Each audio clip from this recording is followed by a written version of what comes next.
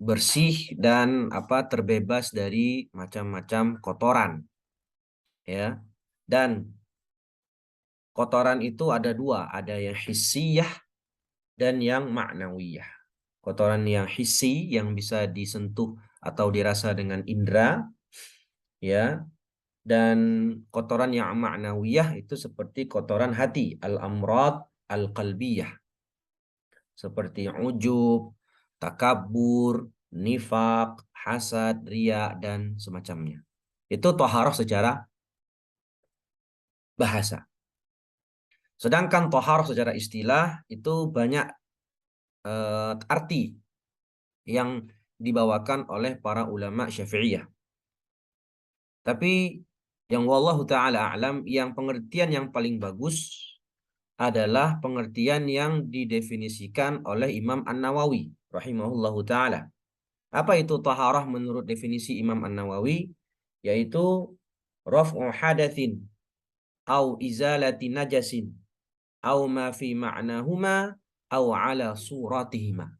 Saya ulang, yaitu raf'u hadatsin au izalati najasin au ma fi ma'nahuma au ala suratihima. Raf'u hadats, pertama raf'u hadats, ya berwudu. Ya, raf'u hadats itu berwudu atau mandi junub, itu mengangkat hadas. Kemudian au izalatin najas, membersihkan, ya, au izalatun najasin, membersihkan najis. Ya, seperti beristinja dengan air atau mencuci baju yang terkena najis, itu dia izalatu najasin. Kemudian dikatakan juga au fi ma'nahuma, atau dia semakna dengan raf'u hadas dan semakna dengan izalatu najas. Tapi dia tidak mengangkat hadas dan tidak membersihkan najis. Cuman semakna. Semakna dengan keduanya. Seperti apa contohnya? Contoh yang semakna dengan raf'u hadas, yaitu tayamum. Ya, tayamum atau wuduknya orang yang terkena dawamul hadas, terkena hadas yang terus-menerus seperti salasil baul atau yang mustahadah, wanita yang mustahadah. Itu kan tidak mengangkat hadas. Orang tayamum itu tidak mengangkat hadas. Tayamum itu listibahatis shalah, hanya untuk membolehkan ibadah. Tetapi orang yang bertayamum hadasnya tidak terangkat. Begitu pula wuduknya orang yang terkena salasil baul atau dawamul hadas. Dia ketika berwudu itu tidak mengangkat hadas karena hadasnya keluar terus-menerus. Tetapi maksudnya adalah yang semakna dengan menghilangkan atau mengangkat hadas. Ya. Kemudian fi makna izalatin najas, yang semakna dengan mengangkat najis. Itu seperti al-istinja bil hajar. Ya. Karena istinja dengan hajar itu tidak menghilangkan najis secara keseluruhan. Dia bisa menghilangkan najis tapi bekasnya najis itu masih ada. Ya, baik. Kemudian au fi suratihima au ala suratihima. Atau seperti gambaran mengangkat hadas atau izalatun najas. Gambarannya. Contohnya apa? Seperti mandi sunnah. Mandi sunnah kan seperti mandi junub. Surahnya kan seperti mandi junub.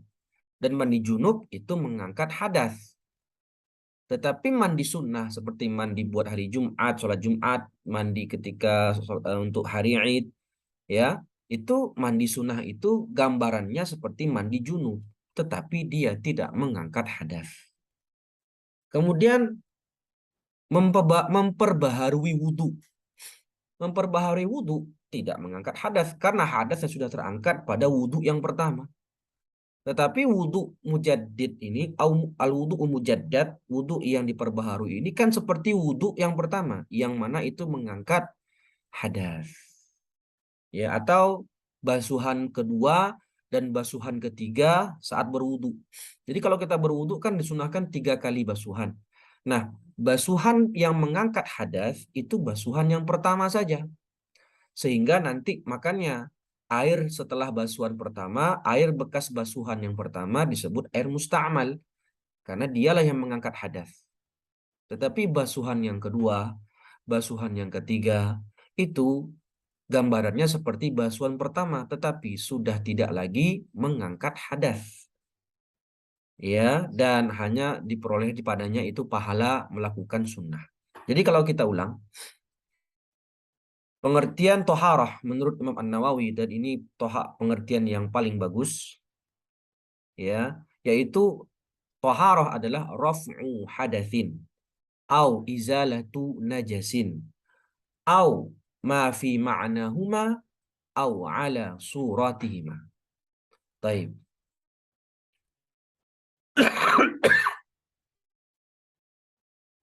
Kemudian kita baca faslun alamatul bulughi salasun. Tanda-tanda baligh itu ada 3. Ya, yang mana tanda baligh ini dalam mazhab Syafi'i hanya 3 ini saja. Dan tidak ada yang keempat. Jadi cuman mahsur, terbatas hanya ke 3 tanda ini saja. Kemudian dijelaskan, apa itu alamah? Alamat jamak dari kata alamah. Wal alamah ma yalzamu min wujudihi al-wujud wala yalzam min adamihi al-adam. Apa yang jika dia ada, tanda itu ada, maka sesuatu itu ada. Tapi kalau tanda itu tidak ada, maka tidak mesti sesuatu itu tidak ada. Nah, gimana maksudnya? Berarti ini kebalikan dari kata syarat. Kalau syarat itu ma yalzam min adamihi al-adam wala yalzam min wujudihi wujudun wala adam lidati. Kalau alamah ma yalzam min wujudihi al-wujud. Jika tandanya ada, maka sesuatu itu pasti ada. Tapi kalau jika tanda itu tidak ada, maka sesuatu itu bisa ada, bisa tidak. Seperti apa contohnya? Ihtilam, ya, mimpi basah. Fa innahu alamatun lil bulugh, yalzamu min wujudihi wujudul bulugh, wala yalzam min adamihi adamul bulugh, idh qad yahsulu bi ghairihi kal haid. Contoh tanda adalah ihtilam. Ya, di antara salah satu tandanya, tanda baligh itu ihtilam. Ya, terjadi mimpi basah. Maka jika seseorang itu mimpi basah, itu tanda baligh. Maka dia otomatis dikatakan sudah baligh. Yalzam min wujudihi wujudul bulugh. Ada ihtilam, maka berarti dia sudah baligh.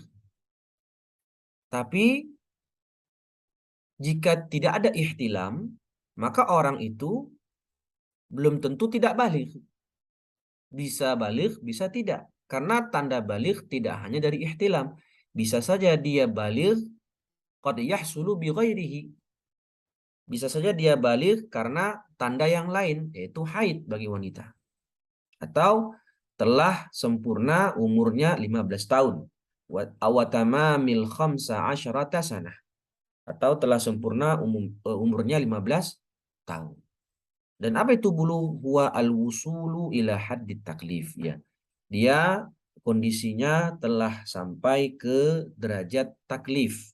Orang yang sudah boleh dibebankan taklif syariat atasnya. Wal ma'na anna al-alamati dallata kullu wahidatin minha ala bulughil insan haddat taklif ay bi syartil aqli thalathun.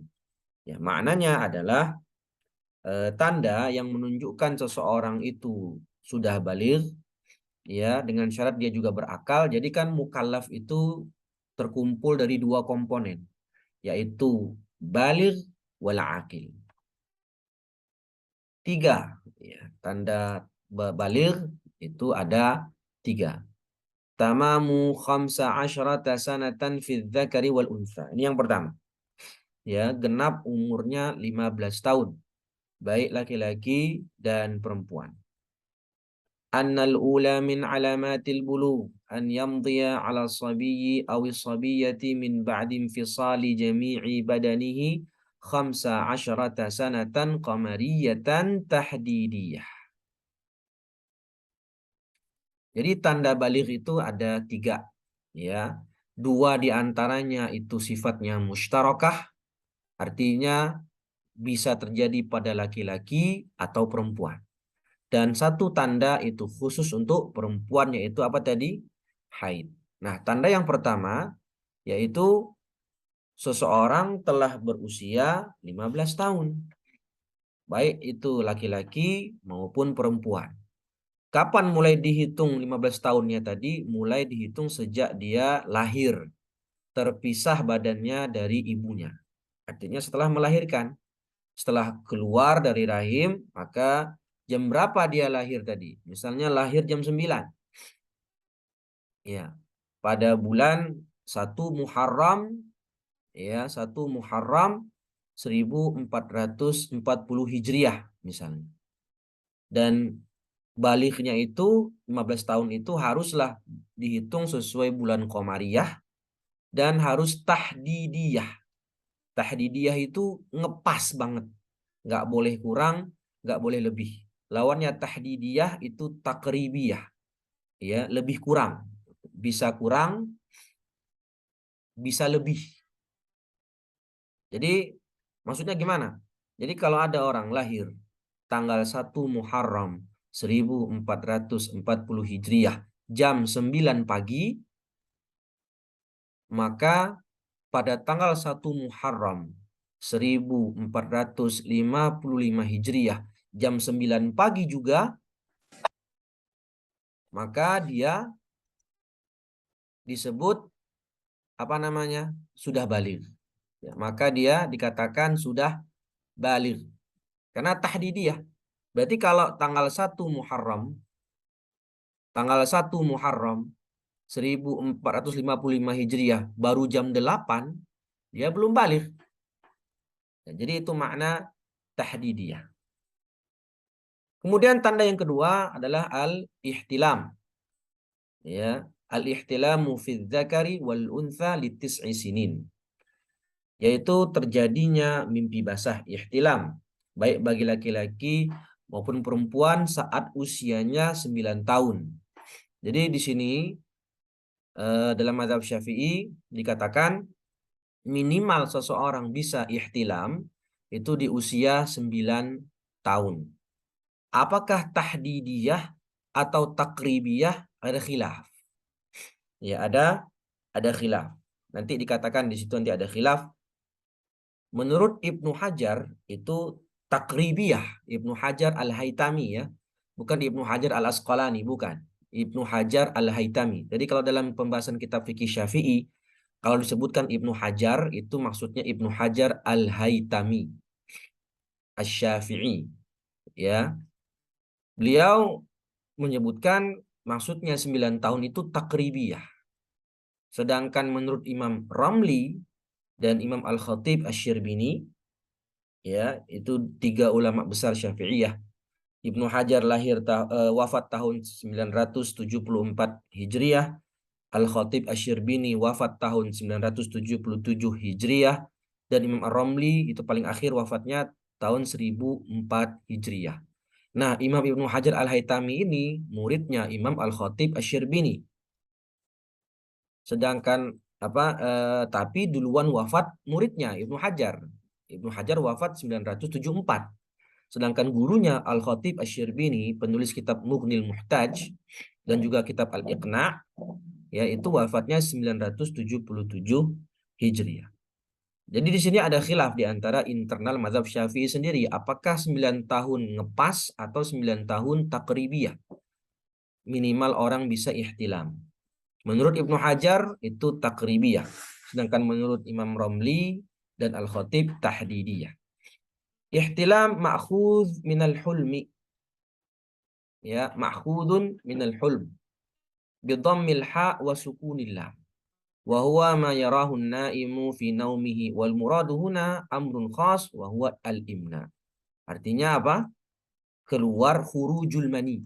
Ya, jadi maksudnya adalah khuruj al-mani.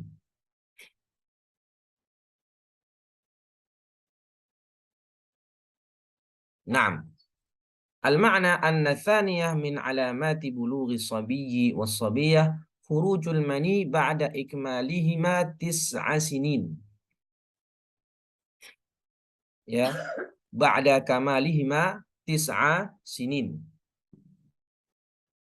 Keluarnya mani setelah dia berusia 9 tahun. Nah, dikatakan sama musannif Ahmad bin Umar Asy-Syatiri, pensyarah Safinatun Najah atau penulis kitab Nailur Raja, dikatakan harus qamariyah takribiyah. Nah, ini berarti ngikut pendapatnya Ibnu Hajar Al-Haytami. Ya, falau wasala ilal qasabah thumma ada ka'an yumsika dzakarahu 'inda ihsasihi bihi lam yablugh bihi 'inda Ibnu Hajar wa khalafahu Ramli. Jadi khuruj, ya, kalimat khuruj berarti kalau ada, mohon maaf ini ya, di sini dijelaskan kalau ada maninya itu sudah kerasa mau keluar, tapi balik lagi nggak jadi keluar karena yumsik dzakarahu. Ketika mau keluar dipegang zakarnya, ya dipegang zakarnya sehingga mani yang tadi hendak keluar itu nggak jadi keluar. Apakah dia sudah balik? Nah, kata Syekh di sini tidak balik, dan itu juga pendapatnya Ibnu Hajar Al-Haytami. Ya, ka'an yumsika dzakarahu 'inda ihsasihi lam yablugh bihi 'inda Ibnu Hajar. Kalau dia mau keluar kemudian ditahan, dipegang dengan tangan lalu nggak jadi keluar, maka dia belum balik. Karena tandanya balik tadi ihtilam itu maksudnya adalah khurujul mani. Tapi ini diselisihi oleh Imam Ar-Ramli rahimahumallahu taala. Kata Imam Ramli tetap sudah balik. Karena apa? Karena kalau dia nggak tahan akan keluar. Nah, gitu. Jadi tanda yang ketiga, nah ini tanda yang khusus untuk perempuan. Khusus untuk perempuan. Al-haid. Haid secara bahasa artinya adalah sayalan. Ya, sayalan, mengalir, mengalirnya sesuatu. Wa syar'an damu jibillatin yakhruju min aqsa rahimil mar'ah ala sabili sihah fi awqatin makhsusah. Damu jibillah. Ya, damu jibillah ini maksudnya adalah darah normal. Darah yang keluar karena normal, bukan karena sakit. Kalau darah penyakit itu nanti pembahasannya istihadah. Normal, keluar dari tubuh secara normal. Ya seperti kalau kita nangis keluar air mata, itu kan normal. Kalau kita pilek atau kalau kita apa namanya bersin kadang-kadang keluar ingus gitu kan, itu normal. Ya, jadi darah haid itu darah normal.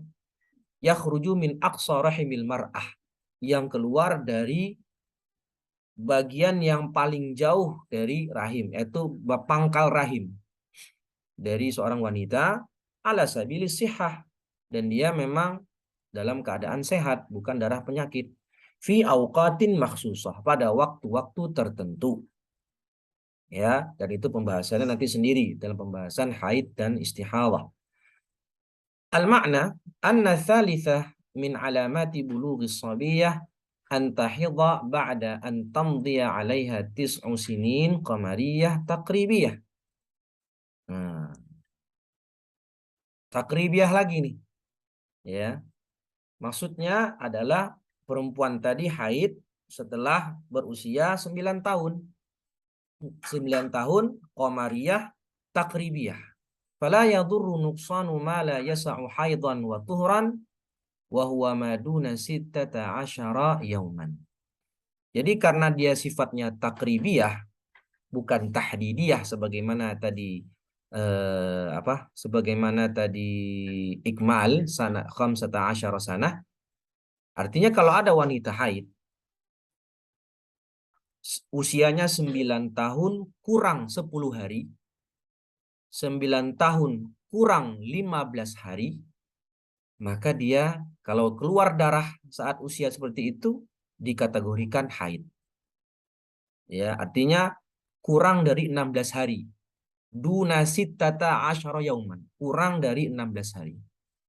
Ya, jadi kalau dia keluar darah haidnya di usia 9 tahun kurang 7 hari, 9 tahun kurang 10 hari, ya, maka dia kategorikan darahnya tadi adalah kategori darah haid, ya, kategori darah haid.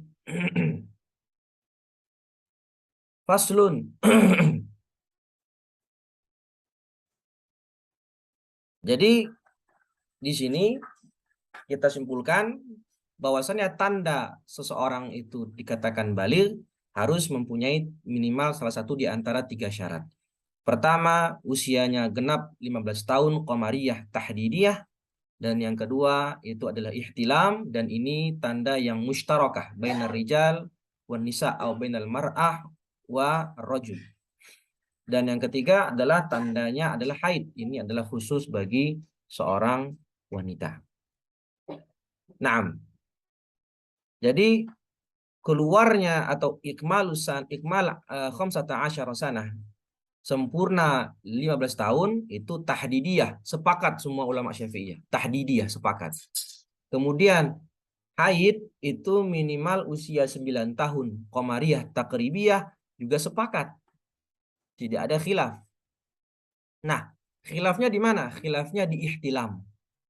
9 tahun itu takribiyah atau tahdidiyah.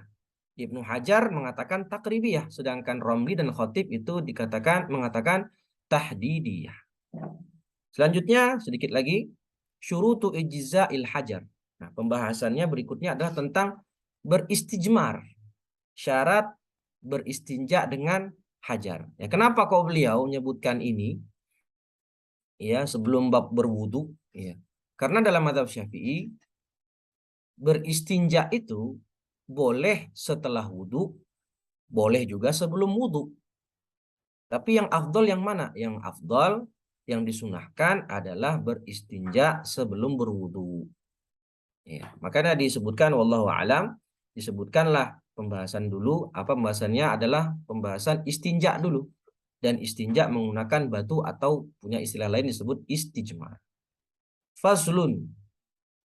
Aqada hadzal fasla uqida hadzal fasla li bayani syuruti ijza'il istinja bil hajar.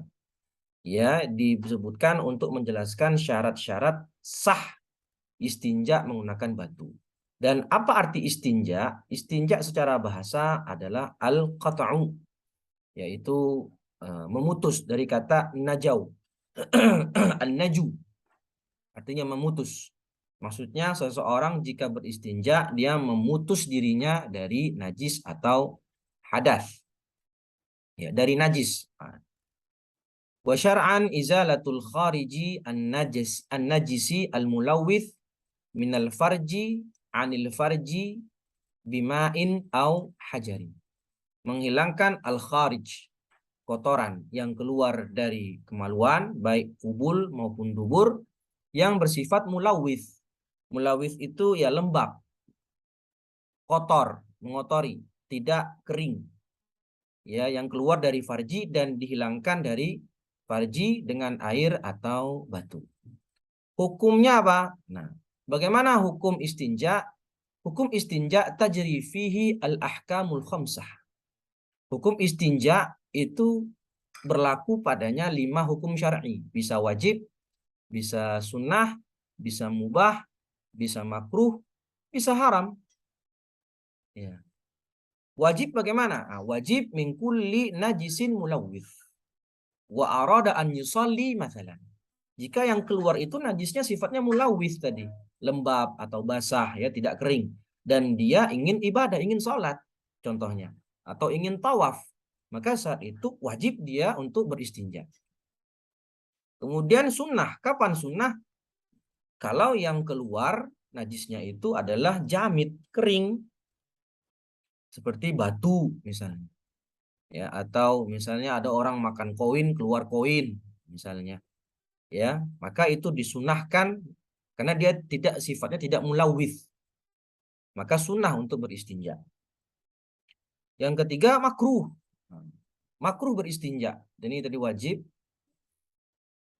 Kemudian ada sunnah, makruh. Kapan istinja itu makruh? Makruh kalau beristinja dari kentut. Ya, kentut terus istinja, makruh. Ya, karena akan menimbulkan was-was. Kemudian yang keempat, mubah. Ya, beristinja hukumnya mubah. Seperti apa? Beristinja dari keringat. Misal, mohon maaf di area kubul dan dubur kita itu berkeringat. Misalnya, maka apa hukum beristinja saat itu? Hukumnya mubah. Wal hurmah. Nah, yang terakhir itu haram. Istinja itu hukumnya haram. Dan haram ini terbagi dua. Bisa haram sah dan juga haram tidak sah. Kapan haram tapi sah? Ya seperti menggunakan batu hasil curian atau tisu hasil curian atau hasil gozoban, merampas hak orang lain tanpa izin. Maka istinjaknya itu sah tapi dia berdosa. Dan juga istinjaknya bisa haram dan sekaligus tidak sah jika batu yang digunakan atau media yang digunakan tidak sesuai syarat dan ketentuan yang berlaku, seperti beristinja dengan plastik. Plastik itu tidak qali', tidak mengangkat najis, atau beristinja dengan HP misalnya. Atau beristinja dengan buku pelajaran, kutubul ilm. Ya, dengan buku-buku pelajaran yang itu sifatnya muhtaram, atau beristinja dengan makanan. Ya, itu tidak sah. Taib. Wa afdalu kaifiyatihi, dan tata cara yang paling bagus, ini pembahasan tentang maratibul istinja, adalah menggunakan air dulu baru hajar. Yang kedua itu dengan air aja, ya, al-ikhtisar ala ahadihima, dan yang ketiga baru dengan batu saja. Menggunakan air baru menggunakan dua media, batu dan air, itu dimulai dengan batu dulu. Nah, kalau dia menggunakan cara yang pertama ini yang paling afdal, batunya tadi nggak mesti harus suci. Ya, boleh batunya itu najis. Yang penting kan mengangkat najis ainnya itu. Setelah itu baru disiram dengan air. Nah, yang kedua, kalau ingin cukupkan satu media saja, ya dengan air aja, lebih afdal. Kenapa? Karena air itu yuzilul ain wal athar, menghilangkan benda najisnya dan bekasnya. Dan yang ketiga dengan batu saja, ya. Dan itu nanti akan kita sebutkan syarat-syarat menggunakan syarat menggunakan istinja hanya dengan batu, ya. Dan tadi harus dengan batu dulu baru air kalau yang tadi menggunakan dua media, bukan air dulu baru batu. Karena kalau menggunakan air dulu baru batu, la faedah, ya, la yusanu lahu dzalik li adam al faedah. Jadi yang benar caranya kalau menggunakan dua media, batu dulu untuk menghilangkan najis ainnya, dan kemudian dengan air untuk menghilangkan asar najisnya. Kalau dibalik ya la faedah, karena sudah hilang kedua-duanya dengan air. Wallahu a'lam bishawab. Ya mungkin cukup sekian yang bisa kita bahas karena ini tidak terlalu lama Zoom-nya, ini gratisan. Jadi mungkin cukup sekian yang bisa kita bahas pada kesempatan pagi hari ini. Insya Allah kita lanjutkan pertemuan berikutnya, syarat sah menggunakan batu istinja. Ya, wallahu a'lam bishawab. Mungkin ada yang ingin ditanyakan? Silahkan. Ahlan Buya, Masya Allah. Ada Buya di sini ternyata. Syekh. Ya Allah, barakallahu fikum. Aneh jadi nggak Ya. enak nih ada antum. Biasa aja. Ada dokternya, belajar saya dari dokter juga nih. Masya Allah. Barakallahu fikum. Ya Syekhana. Ayakum. Barakallahu fikum. Nafa'ana Allah bi'ulumikum Syekh. Insyaallah. Barakallahu fikum wa iyyakum ya Syekhana. Muhammad Rizki ismuhu sawa ma'a ismi. Barakallahu fikum. Ya. Baik, jika tidak ada pertanyaan mungkin bisa kita akhiri. Insya Allah kita lanjutkan. Mungkin kalau ingin bertanya bisa di via grup WhatsApp, nanti kita lanjutkan. Subhanakallahumma wa bihamdika asyhadu an la ilaha illa anta astaghfiruka wa atubu ilaih. Billahi taufiq wa hidayah. Assalamualaikum warahmatullahi wabarakatuh. Waalaikumsalam warahmatullahi wabarakatuh.